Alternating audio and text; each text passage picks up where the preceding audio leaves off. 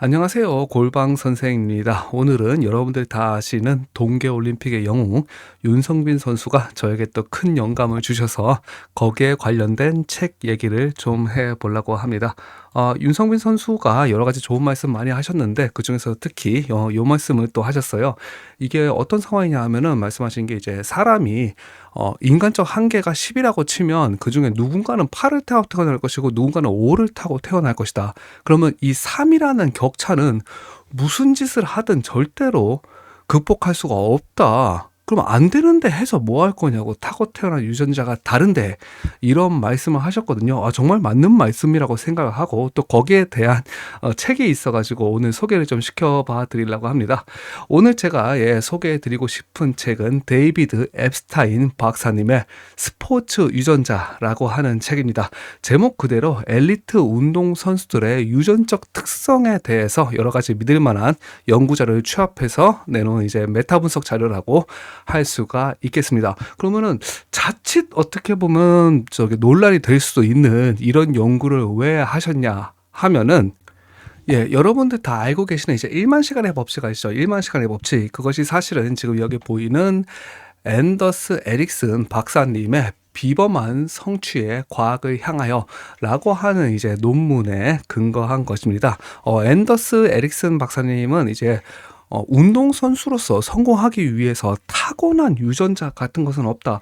건강한 사람이라면 모두 그 안에 그 운동선수로서 성공하기 위한 DNA를 가지고 있고, 그러면 성공 여부를 판가름하는 것은 뭐냐? 체계적인 훈련을 얼마나 쌓았는가에 대한 문제이다. 이렇게 됐고, 말콤 글라드웰은 이제 거기에 한 발짝 더해가지고 유명한 연주자나 뭐 음악가나 운동선수나 이렇게 분석을 해보면 이 세계적으로 성공하기 위해 걸리는 시간이 1만 시간 정도가 되더라 해서 이제 앤더스 에릭슨 박사님의 이 논문에다가 의견을 조금 더 보태가지고 내놓은 이론이 이제 1만 시간의 법칙이 되는 거거든요. 이 이제 1만 시간의 법칙이 이제 전 미국에서 엄청 히트를 치면서 이제 운동선수로, 이제 자식을 운동선수로 성공시키고 싶은 부모들이 아주 어렸을 때부터 애들을 맹훈련시키는 어떠한 문화가 발생했다고 해요. 이제 앱스타인 박사님은 이게 과연 맞나 하는 어떤 의문을 가지게 되는 거죠. 그러다 보니까는 연구를 진행을 하시는데, 이제 이해하시겠지만은 어떤 사람은 안 쳐다놓고 야, 너 지금부터 1만 시간 동안 이거 훈련해. 내가 1만 시간 동안 감시할 거야. 너 이제 저기 프로리그에서 성공할 수 있는 정도의 수준이 되나 안 되나 좀 보자. 이렇게 할 수는 없겠죠. 그래서 이게 종단 연구가 거의 불가능한 분야인데, 다행히도 체스는 그렇게 비슷한 연구를 할 수 있는 환경이 있다고 해요. 뭐냐면은 이제 엘로 점수 시스템이라고 하는데, 이 체스 기사가 뭐 하루에 뭐 몇 판을 뒀고 몇 수를 뒀고 이거를 이제 다 시간으로 분석을 해주는 시스템이 있다고 합니다. 이 체스는 그랜드 마스터 리그가 있는데요. 그게 이제 우리가 흔히들 말하는 프로리그라고 보면 될 것 같아요. 그래서 이제 엘로 시스템에 기반해가지고 프로 체스 기사가 되고 싶어하는 사람들이 그랜드 마스터에 이르는 시간이 얼마쯤 걸릴까 연구를 해보니까 실제로 1만 1천 시간 정도였다고 합니다. 그래서 야, 그렇다면 1만 시간의 법칙이 진짠가? 이렇게 생각을 하실 수가 있잖아요. 근데 여기에는 함정이 있는 거죠. 뭐냐 하면은 최저로 걸린 사람은 3,000시간 걸렸대요. 그랜드 마스터에 도달할 때까지. 그리고 가장 많이 걸린 사람은 25,000시간 걸렸답니다. 25,000시간. 그러니까 즉 이 둘의 격차가 거의 20년이라는 거예요. 20년. 평균을 냈으니까 그냥 1만 시간일 뿐이고, 어떤 사람은 석 달 만에도 끝낼 수 있는 거고 어떤 사람은 20년 걸려도 못 하더라는 거죠.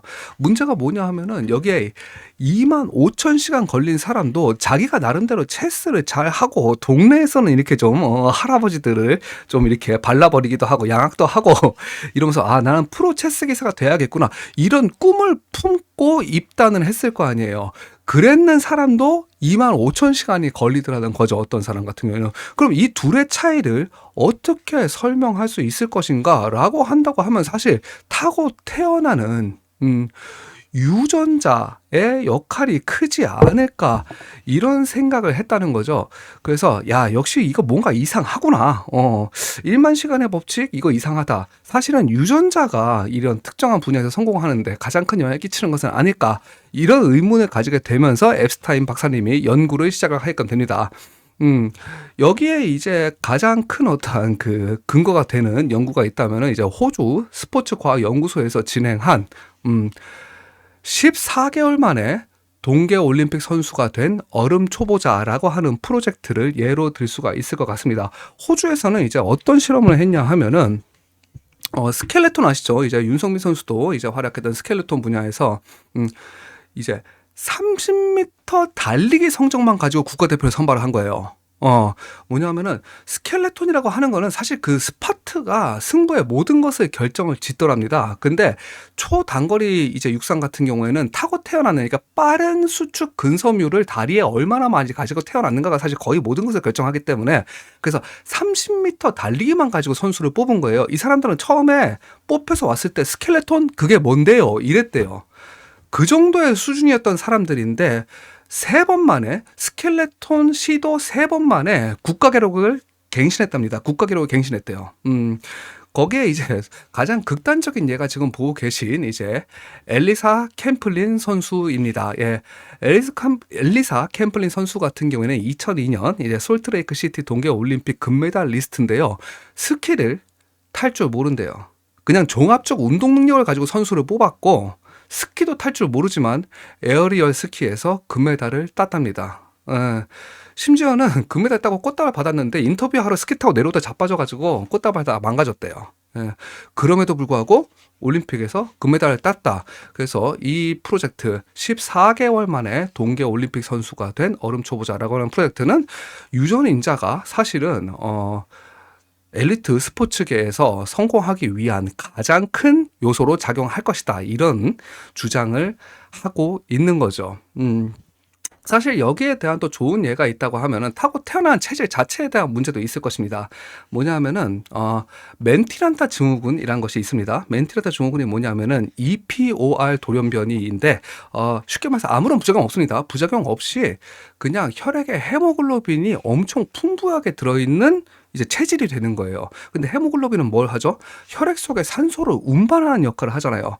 그러니까는 멘티란타 증후군을 타고 태어난 사람들 같은 경우에는 혈액 속에 헤모글로빈이 풍부하기 때문에 이미 산소 농도가 높아요. 자, 혈액 도핑이란 거 여러분들 다 아실 텐데 뭐냐면은 피를 뽑아요. 그 다음에 햇빛에 노출시켜 놓으면은 그 피가 헤모글로빈 수치가 높아집니다. 그러면은 선수가 경기에 들어가기 직전에 그 피를 다시 수요를 받아요. 그렇게 되면 순간적으로 이 사람의 산소 운반 능력이 늘어나겠죠. 근데 이 사람들은 멘티란타 증후군을 타고 태어난 사람들은 그런 번거로운 짓을 할 필요가 없다는 거예요. 이미 타고 태어나기를 남들보다 엄청 헤모글로빈 수치가 높게 타고 태어났기 때문에. 그래서 이제 핀란드의 크로스컨트리 이제 금메달 리스트를 이제 검사를 해보니까 이 멘티란타 증후군이 있더라. 이 멘티란타 증후군 같은 경우에는 왜 이런 이름이 붙여졌냐 하면은 멘티란타 가문에 태어난 사람들한테서 이 돌연변이가 유난히 많다고 합니다. 그러다 보니까는 이제 이런 이름이 붙여졌고 그 핀란드 크로스컨트리 챔피언도 멘티란타 가문 출신이었다고 해요. 근데 이분은 이제 부정을 하십니다. 내가 이제 금메달을 따는데 헤모글로빈 수치 같은 것은 아무것도 도움이 되지 않았다. 나는 그냥 남들보다 열심히 노력을 했을 뿐이라고. 사실 저는 그분한테 여쭙고 싶습니다. 그러면은 당신과 같이 출전한 모든 경쟁자들은 당신보다 훈련을 게을리했냐고. 예. 이 운동이란 것에서 타고 태어난 체질이라는 게 얼마나 중요한가를 또 극단적으로 보여준 사례가 하나 더 있다고 하면은 지금 보시는 바하마의 토마스 도널드 선수가 되겠습니다. 이분은 그냥 타고 태어난 아킬레스 건이 길대요. 그러다 보니까는 이제 육상부들이 훈련하는 걸 보고 하도 놀리고 비웃고 하니까 코치가 야, 너 일로 와봐. 너 1m 90이라도 뛰면은 내가 너 해달라는 거 다 해줄게. 이랬는데 그때 가서 2m 넘게 뛰더라는 거예요. 배면 뛰기를 할 줄 몰랐대요. 배면 뛰기를 할 줄 몰라서 그냥 이렇게 퍼덕퍼덕 하면서 그냥 넘어가더라네, 발을. 근데도 2m를 넘게 뛰었답니다. 그때부터 코치는 이제 다른 선수는 눈에도 안 들어와. 얘만 지금 있으면 되잖아, 얘만. 얘만 있으면 되니까는 너 저기 장학금 줄 테니까는 들어오라고.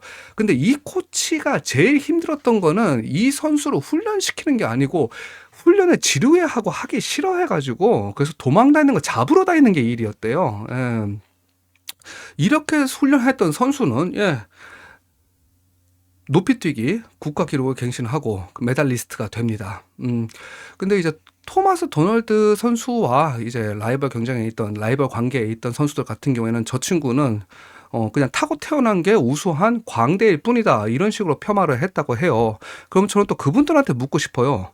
그럼 당신은 아무런 타고 태어난 유전자 없이 그냥 국가대표가 되었냐고 물어보고 싶네요.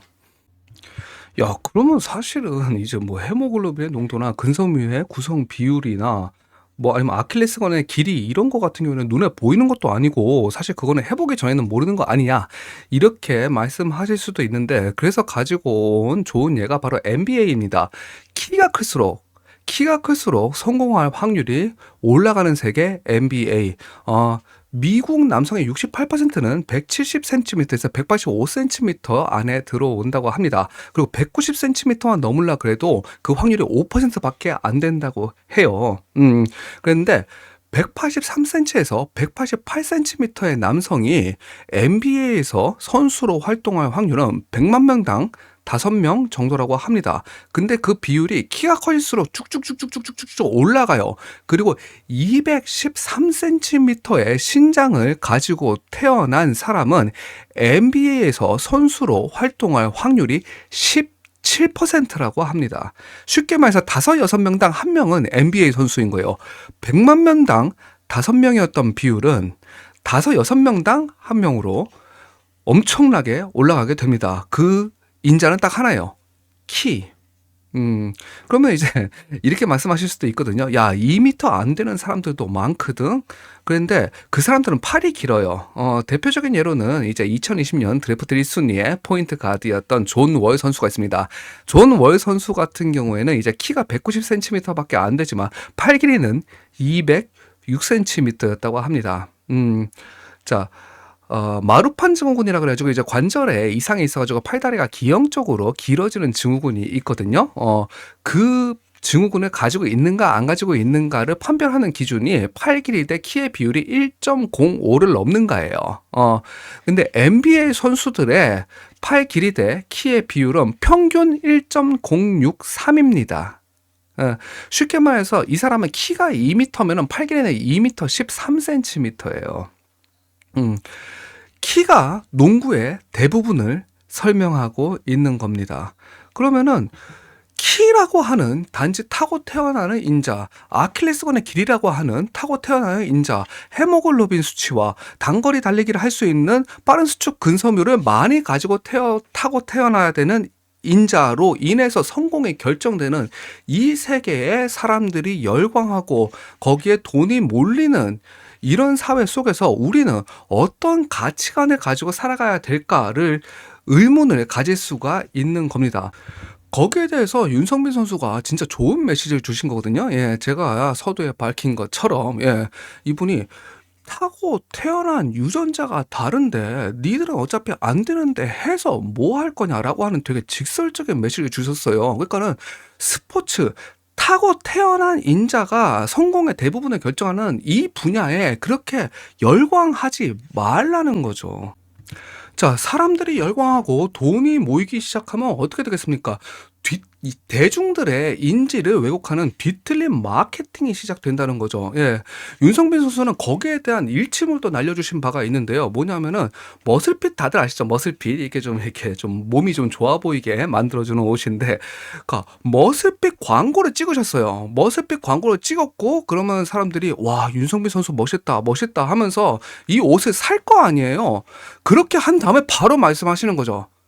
야, 머슬핏이란 게 어딨냐. 근육이 있어야 옷을 입었을 때 뭐가 근육이 있어 보이겠지. 머슬핏이란 거는 잘못된 상술이고 사기다. 이렇게 말씀을 하신 거예요. 그래서 뒤틀린 스포츠 마케팅에 대해서 스스로 직접 이렇게 아주 묵직한 일가를 날리셨다. 저는 이렇게 해석을 하거든요. 그리고 자, 머스핏이란 건 왜 입죠? 몸이 좀 좋아 보이고 싶어서, 몸이 좀 좋아 보이고 싶어서. 예. 윤성빈 선수는 아까도 말씀하셨잖아요. 뭐냐면은 아니 타고 태어나지 않았으면 안 된다고. 유전자가 다른 것뿐이다. 유전자가 다른 것뿐인데 왜 거기에 그렇게 열광을 하냐 이거예요. 그러니까는 뭐 되지도 않게 머슬핏이라고 하는 사기에 넘어가기나 하고 그다음에 먹을 거 안 먹어가면서 바디 프로필이나 찍고 있는 거 아니냐. 이분이 딱 말씀하셨죠. 바디 프로필이란 걸 왜 찍냐고. 평소에 근육을 유지를 해라. 바디 프로필을 찍고 있는 것 자체가 내가 평소에 몸이 안 좋았다는 걸 증명하는 어리석은 짓일 뿐이다. 유전적으로 타고 태어나지 않으면은 니들은 평소에 근육이 없을 텐데 그거 뭐하러 억지로 만들어가지고 그 사진 자료 남겨놓고 자빠졌냐고. 그럴 돈 있으면은 좀 더 알찬데 써라 라고 하시면서 이 왜곡된 외모 지상주의의 범람에 대해서도 경고를 날리십니다. 예, 같은 맥락에서 이제 제로 음료를 가지고서는 다이어트 식품업계에 대한 비판을 또 가차없이 날리신 바가 있거든요. 뭐냐면은 이제 윤성빈 선수가 말씀하실 때 맛있는 거에까지 뭐 제로를 따지냐 그거 자체가 웃긴 일이다 이렇게 말씀을 하신 바가 있는데 여러분들도 다 아시다시피 이제 제로 음료 같은 경우에는 이제 당뇨병 환자라든지 이런 분들 이제 단당류를 섭취하는 제한이 있을 수 있는 사람들의 어떤 삶의 질 개선에도 많은 도움이 되고 있습니다. 윤성빈 선수가 그걸 과연 몰랐을까? 그걸 과연 모르고 그런 말씀하셨을까요? 저는 아니라고 봅니다. 그게 아니고 이분은 외모 지상주의가 범람하고 있잖아요. 거기에 편승을 해가지고 효과도 없는 다이어트 식품을 파는 업계에 대해서 제로 음료를 들어서 가차 없는 비판을 날리신 겁니다. 여러분들 지금 먹고 있는 다이어트 음식 아무 소용 없습니다. 사실 타고 태어나는 유전자가 대부분을 결정하는 것입니다. 그러니까 그런 웃긴 짓거리 하지 말고 그냥 맛있는 거 드세요 라고 하는 어떠한 직관적인 메시지를 던지신 거거든요. 그리고 그 모든 메시지에 이제 정점에 있는 것이 얼마 전에 말씀하셨던 도대체 일하는데 돈이 왜 없냐? 그 돈이 없으면은 생활비 아껴가지고 독립하면 될 거 아니냐라고 하셨던 말씀입니다. 사람들이 이분의 말씀을 너무 단편적으로 이해를 해가지고 뭐 비난을 하시기도 하고 뭐 다른 말씀을 하시기도 하는데 사실 이분이 하시는 말씀은 뭐냐 하면은 유전적으로 타고 태어난 것이 모든 것을 결정하는 이 엘리트 스포츠계의 대중들이 너무 열광을 하고 거기에 돈이 모이고 하다 보니까는 청년층들이 상대적으로 박탈감을 느낀다는 메시지를 던지신 거예요. 뭐냐면은 자 보세요. 일하는데 돈이 왜 없나요? 라고 한다는 거는 뒤집어 말해보면은 나는 운동만 했는데 돈이 왜 많지? 라고 하는 질문이 될 수도 있는 겁니다. 나는 타고 태어난 유전자가 우수해서 운동만 했을 뿐인데 돈이 이렇게 많다. 그런데 여러분들은 일을 하는데 왜 돈이 없죠? 스스로 생각해 보세요 라고 하는 메시지를 던지는 거거든요. 이 이면에는 뭐가 있느냐? 여러분들이 지금 열광하기 때문에 돈이 되고 있는 이 엘리트 스포츠 체계 자체가 사실 근본적으로 개혁이 필요하다.